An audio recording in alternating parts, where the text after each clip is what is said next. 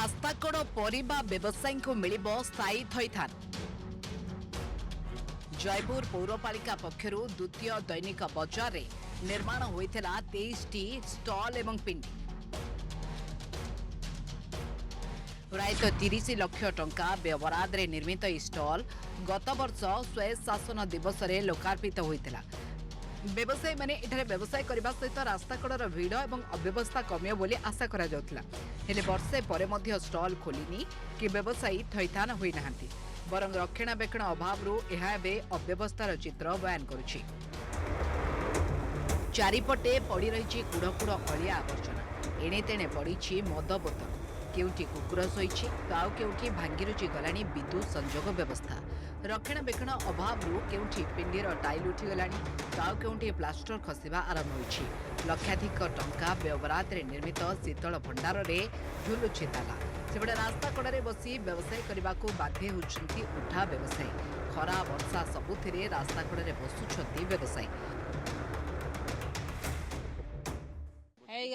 बेसी 10 बरस बेसी रास्ता आम नाम मिशा भितर जगह अच्छी आईला बेपार है ना बसलु गोटे 2 बरस बसलु आला ना कि गुटे गुटे बारे भारी पड़लु खराब हो गलानी फुचका गलानी फिंगी देलुनी वर्षा मारले बाड़े फुर पानी पारा काकुटी बसुचु आर पेटर पाई खराब स्थिति असुविधा घिने बाबू जाऊ नहीं बनैला जे स्थिति उचा जगह के स्थिति कमती बसबू कमती ठिया होबू कमती सामान संगाइबू स्थिति जगह बेसी लंबा हो गला से बाटे काईटा कलाइन की बाबू हाई सेंतारी कर देले सिना आमी जीबू से बनाऊ के केंता पर लागला सटकी बनाइला सटकी डेंग लंबा उचा उना नहीं भूखे हो उचा भूखे के लागे के किनी आइबे।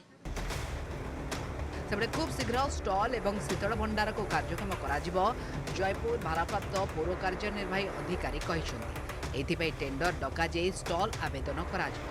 रास्ताकड़र व्यवसायी को सेठरे थैथान कराजिबो बोली से कहिसंती।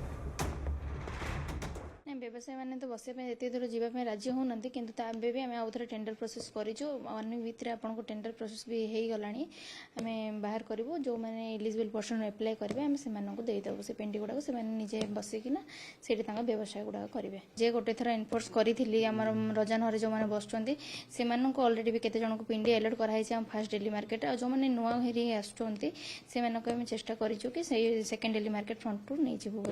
योजना नारे जयपुर पौरपालिका लक्ष लक्ष टंका खर्च करुछि सत, किंतु एसबु योजना किपरि सफल रूपायन हो पारिबो एवं एथिरु लोक माने लाभ पाई परिबे एथिप्रति काहार निगा नहीं। यार फलस्वरूप वर्षे हेला एपरि दुकान गृह एवं बजार पिंडी निर्माण होइथिले मध्य एहा व्यवसायींकर कामरे लागि पारुनी।